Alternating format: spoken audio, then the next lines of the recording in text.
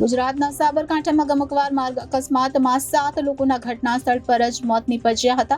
આ અકસ્માત હિંમતનગરમાં સહકારી જીન પાસે સર્જાયો હતો, જેમાં કાર ટ્રેલરની પાછળ ધડાકાભેર અથડાતા 7 લોકોના ઘટના સ્થળ પર જ મોત નીપજ્યા હતા, જ્યારે હજુ એકની હાલત ગંભીર છે. કારમાં સવાર મુસાફરો શામળાજીથી અમદાવાદ આવી રહ્યા હતા. મળતી માહિતી મુજબ રોડ પરથી પસાર થઈ રહેલા ટ્રેલરની પાછળ પૂર ઝડપે આવી રહેલ કાર અથડાઈ હતી. આ અકસ્માત એટલો ભયંકર હતો કે કારના ટુકડા થઈ ગયા હતા, જેના પગલે ઘટનાસ્થળે પહોંચેલી ફાયર બ્રિગેડની ટીમે કાર કાપીને મૃતદેહને બહાર કાઢ્યા હતા. આ ઘટનાની જાણ થતાં જ હિંમતનગર પોલીસનો કાફલો ઘટનાસ્થળે પહોંચ્યો હતો. તેમજ હાલ મૃતકોની ઓળખાણ પણ કરવામાં આવી રહી છે, જેમાં પ્રાથમિક માહિતી મુજબ તમામ મૃતકો અમદાવાદના રહેવાસી છે. તેમજ પોલીસે અકસ્માતની વધુ તપાસ હાથ ધરી છે. તો ગુજરાતના સાબરકાંઠામાં ગમકવાર માર્ગ અકસ્માતમાં 7 લોકોના ઘટનાસ્થળ પર મોત થયા છે. આ અકસ્માત હિંમતનગરમાં સહકારી જીન પાસે સર્જાયો હતો, જેમાં કાર ટ્રેલરની પાછળ ધડાકાભેર અથડાતા 7 લોકોના ઘટનાસ્થળ પર જ મોત નીપજ્યા હતા, જ્યારે હજુ એકની હાલત ગંભીર છે.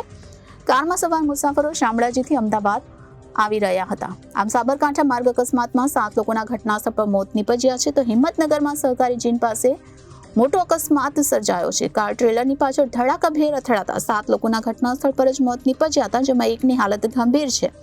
મોડાસા કડવા પાટીદાર સમાજવાડી સામે એક દર્દનાક માર્ગ અકસ્માત સર્જાયો છે. આ અકસ્માતમાં કારના ટુકડા થઈ ગયા હતા. હિંમતનગર પોલીસનો કાફલો પણ ઘટના સ્થળ પર પહોંચી ગયો છે. ફાયર વિભાગે કારને કાપીને મૃતદેહોને બહાર કાઢવાની કામગીરી હાથ ધરી છે અને હાલ પોલીસે પણ આગળની કાર્યવાહી હાથ ધરી છે.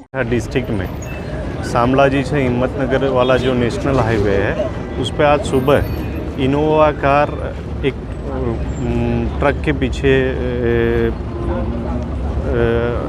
टकरा गई थी. उसमें 7 लोगों की मौत हो चुकी है और एक व्यक्ति जो जीवित है हनी तोलवानी, उसको हॉस्पिटल ले जाया गया है. अभी पुलिस और मेडिकल टीम कार्यवाही कर रही है अपनी. ब्यूरो रिपोर्ट जनादेश न्यूज़ साबरकांठा.